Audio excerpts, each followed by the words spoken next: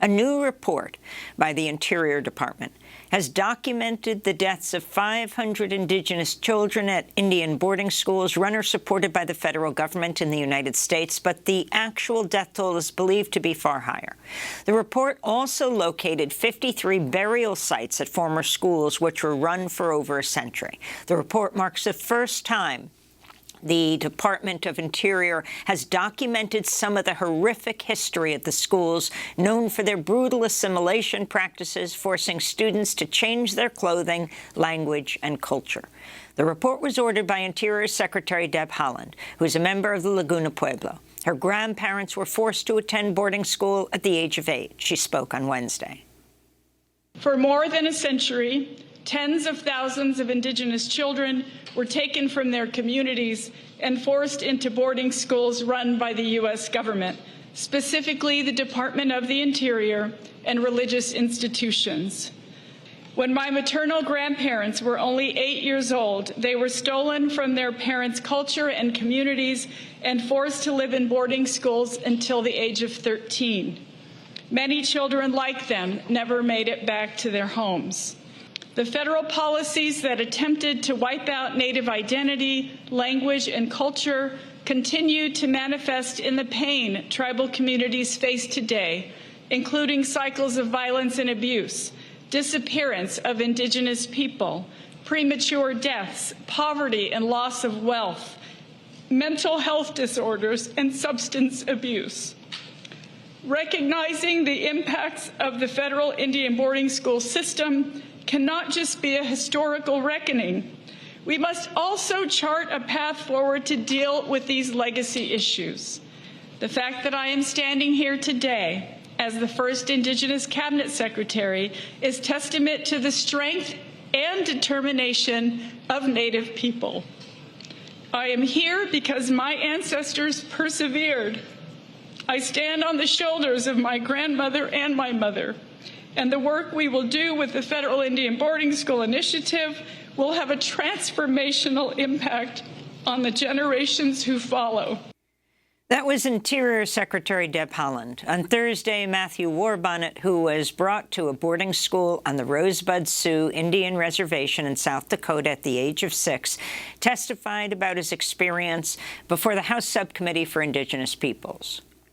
My boarding school experience is very painful and traumatic. I remember when I first got to school, the priest took us to his big room, which had 6 or 8 bathtubs in it. The priest took all us little guys and put us in one tub, and he scrubbed us hard with a big brush. The brush made our skins and our backsides all raw. Then we had to have our hair cut. The school then put all the little guys in the same dormitory. We were together the 1st through 4th grades. At night time, you could hear all the children crying. To talk more about the history of Indian boarding schools run or supported by the U.S. government, we're joined by Nick Estes in Minneapolis, writer, historian, author of the book Our History is the Future, Standing Rock versus the Dakota Access Pipeline and the Long Tradition of Indigenous Resistance. He's co-founder of the Indigenous resistance group, the Red Nation, and a citizen of the Lower Brule Sioux tribe. Nick, welcome back to Democracy Now! Talk about the significance of this new Interior Department report. Thanks so much for having me, Amy. And as you could hear in the voices of the people, Secretary Haaland, this is a very emotional experience for a lot of Indigenous people in this country, and it should be an emotional experience for non-Indigenous people in this country. This is quite a historic moment in time. Although it's not new news to Indigenous people, it might be new news to those who are hearing this horrific genocidal process that has taken place. I think, there's a reason why the forcibly transferring of children from one group to another group is an international legal definition of genocide. That's what we're talking about, because taking children or the process of Indian child removal has been one strategy for terrorizing Native families for centuries. From the mass removal of Native children from their communities into boarding schools, as this new report lays out from their communities into, their widespread adoption and fostering out to mostly white families, which happened primarily in the 20th century. This is a historic report in that regard, because it documents, I think, for the first time, the federal government admitting to this genocidal process. Of course, they don't use that language in this report, but many of the researchers, most of whom were Indigenous, who did the legwork on this first volume, I think it's going to be the first volume of several volumes, to say that this was a widespread systematic destruction, not just of our culture, but of our nations, as well as an open, theft of land. And I think that's important to talk about here, that settler colonialism isn't just about targeting Native people because they hate our culture, our language, or our religion. But this boarding school system came at a time when the United States government, at the turn of the 19th century to the 20th century, was looking to consolidate its western frontier through the Dawes Allotment Act, which resulted in hundreds of millions of acres of Indian territory being opened up for white settlement, and using Indian children as hostages. And that's the language of the policy reformers at the time. That's the language that they were using. They were saying, we are going to use these children as hostages for the quote unquote good behavior of their people. Now, you have visited and reported on one particular Indian boarding school, the Carlisle Indian Industrial School in Carlisle, Pennsylvania, that was opened in 1879. Can you talk about that as an example of what took place around this country? Carlisle really became the archetype of off-reservation Indian boarding schools. And in fact, the Carlisle Indian School, the first classes that entered were from Lakota people, my nation, from specifically the Pine Ridge and Rosebud agencies, because we had put up historic resistance against the Dawes Allotment Act. And it was a way to essentially break the tribal bonds of our people. And so that first class that went, it's documented in Luther Standing Bear's two autobiographies that he wrote. He's from the Rosebud Sioux tribe. And he talks about these schools as not being so much schools, but as prisoner of war camps, where they didn't learn, the ABCs or, language and mathematics, the things that you would expect to learn at schools. Instead, they learned military discipline because, General Pratt, or Colonel Pratt, he was a military man. And this was a strange arrangement between the U.S. military and the Department of Interior to run this off-reservation boarding school. But the militarized discipline became instilled in many of the off-reservation boarding schools, as well as the inculcation of U.S. patriotism, flag worship, and religious obedience. And so the first classes that went to the Carlisle Indian School, according to the testimony of Luther Standing Bear, who was part of that first incoming class, half of them didn't even return home. Many of them died at that school. So it's kind of a misnomer to actually call these educational institutions or schools themselves when you didn't have very many people graduating, let alone surviving the dire conditions of those schools. And in this report, they document the forced labor, the unpaid labor of Native children was used to essentially subsidize the lack of resources that the federal government was not providing to Indian education at this time too. So it was a horrific experience for those who didn't make it out, but it was also a horrific experience for those who did make it out. And to this day, at the entrance of the Carlisle Indian School, there's a cemetery of hundreds of gravestones, and many tribal nations, including the Rosebud Sioux tribe, have been working on returning their ancestors. Some of them have been successful, but it's also important to point out that some of the children that died there are from tribal nations that don't,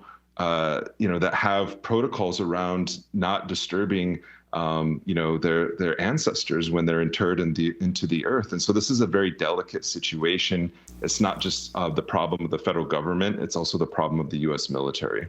So because let me this is ask, an active. It's an active military base. I think that's important to point out too. Nick Estes, research by Preston McBride at Dartmouth College has suggested as many as 40,000 Native American children died at government-run boarding schools around the U.S. This report is saying 500. Can you talk more about this discrepancy?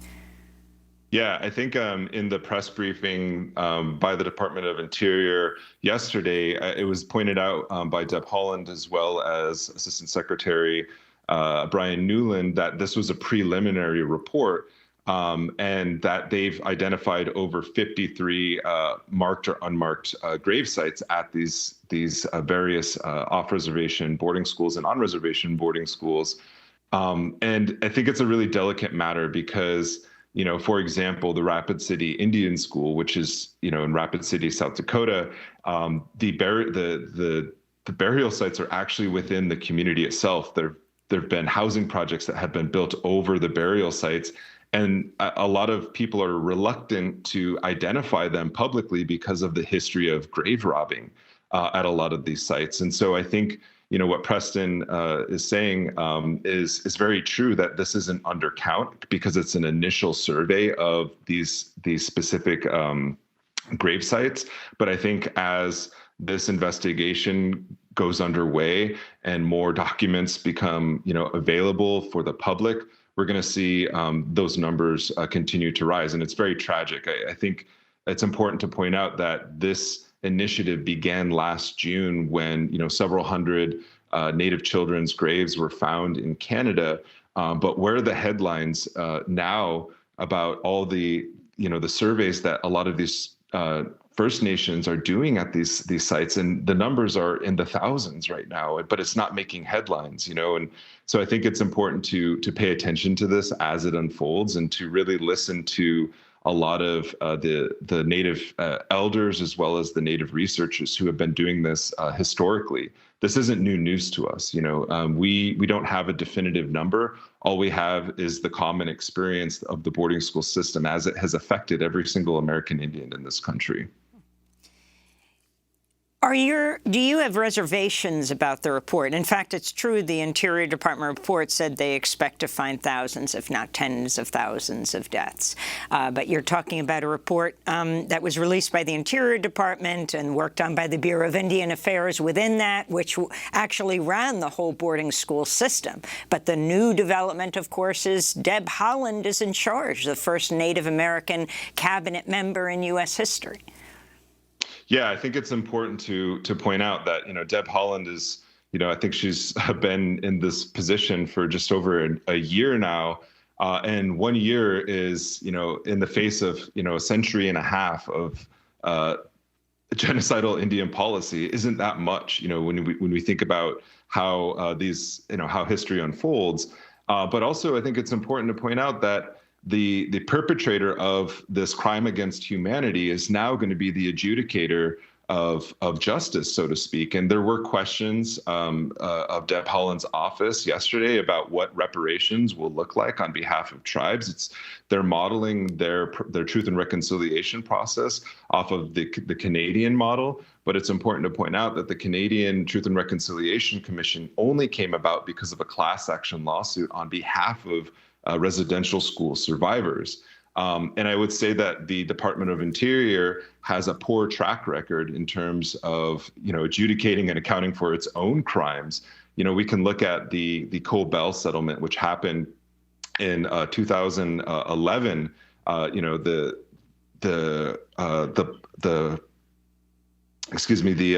banker Eloise Cobell, she was from the Blackfoot Nation. She did a forensic audit of the United States and found that the federal government had mismanaged $176 billion of individual Indian monies. And the Department of Interior awarded itself, because we're still considered wards of the government, $3.5 billion.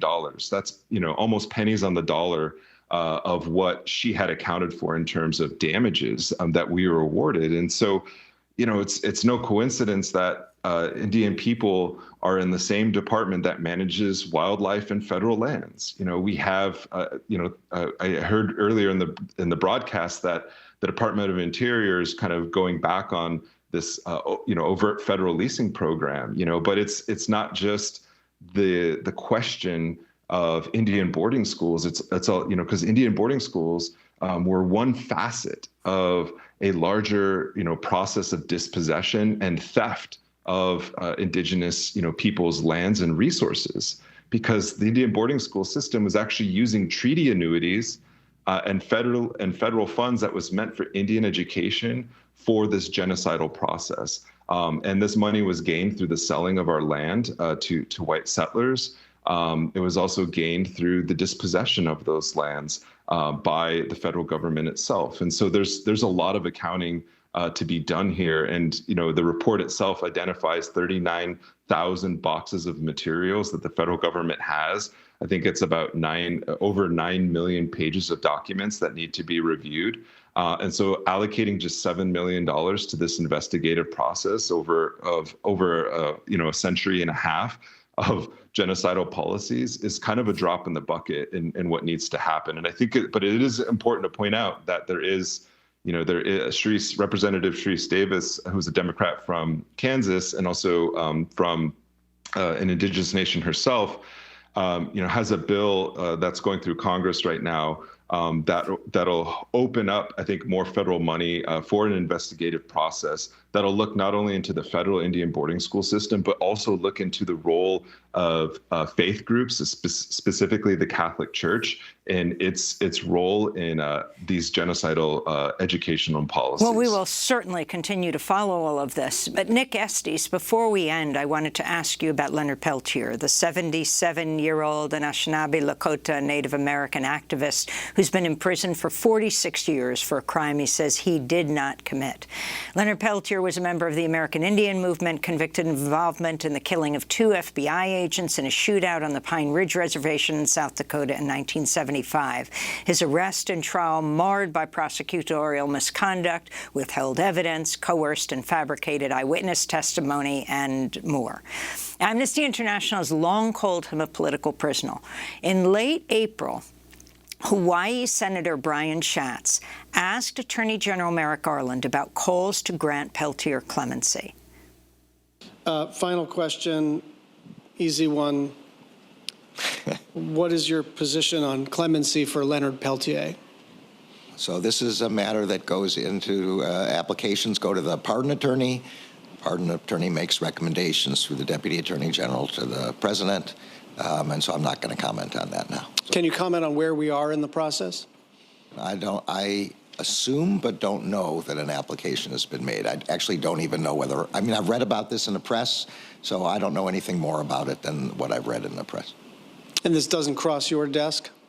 Certainly not as an initial or even secondary matter. This goes to the pardon attorney and then the Deputy Attorney General.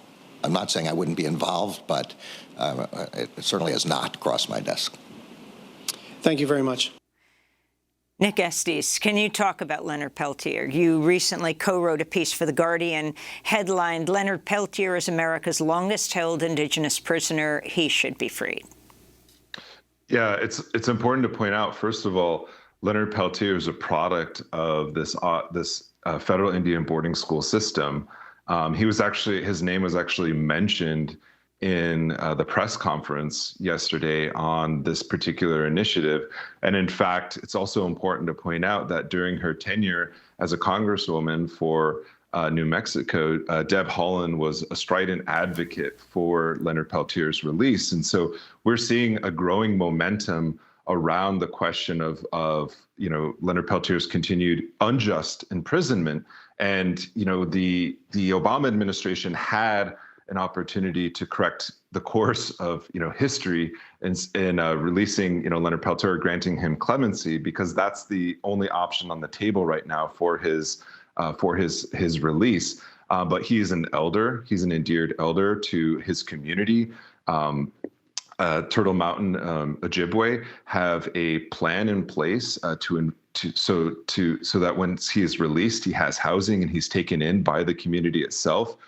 You have Representative Ruth Buffalo from North Dakota, who's up for re-election this year, who's been a strident advocate for Leonard Peltier, who talks to Leonard Peltier on a weekly basis.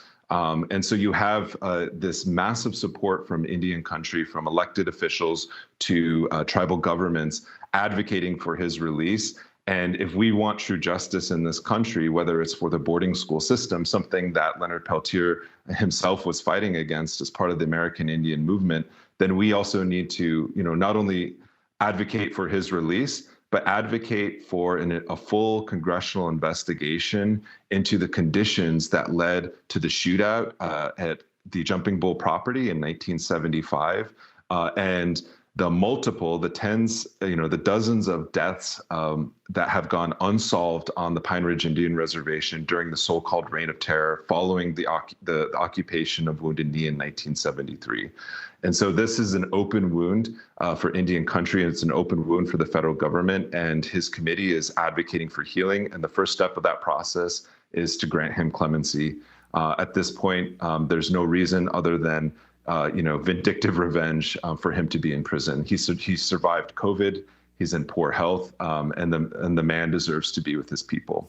Why don't we end with Leonard Peltier's voice? By the way, his new attorney is a former chief judge from Tennessee. But I spoke to Leonard, 10 years ago. That's this clip on the phone in a Florida prison. Leonard, this is Amy Goodman from Democracy Now! I was wondering. How are you? Hi, I'm good. I was wondering if you have a message for President Obama. I just hope he can, stop the wars that are going on in the world and stop killing all those people getting killed, and give the Black Hills back to my people and turn me loose. Can you share with people at the news conference and with President Obama your case for why your sentence should be commuted, why you want clemency? Well, I never got a fair trial, for one. They wouldn't allow me to put up a defense, and manufactured evidence, manufactured witnesses, tortured witnesses. The list just goes on. So I think I'm a very good candidate for, after 37 years, for clemency, or house arrest, at least. I was speaking to Leonard Peltier at a public forum a day after a major event at the Beacon Theater had taken place in his honor and to raise money for his support here in New York City. Well, Nick Estes, we thank you for being with us. Writer, historian, author of Our History is the Future, Standing Rock versus the Dakota Access Pipeline, the long tradition of Indigenous resistance, co-founder of Red Nation. You can link to all of our interviews with Leonard Peltier, as well as my questioning of President Clinton at the time, whether he would be granting clemency. And you hear Leonard Peltier himself talking about asking President Obama for that. Now the question is, what will President Biden and Attorney General Merrick Garland do? This is Democracy Now! Next up, we go to Mexico, where 3 journalists have been killed in the last week, bringing the toll to 11 so far this year, making Mexico the deadliest country in the world for journalists behind Ukraine. Stay with us.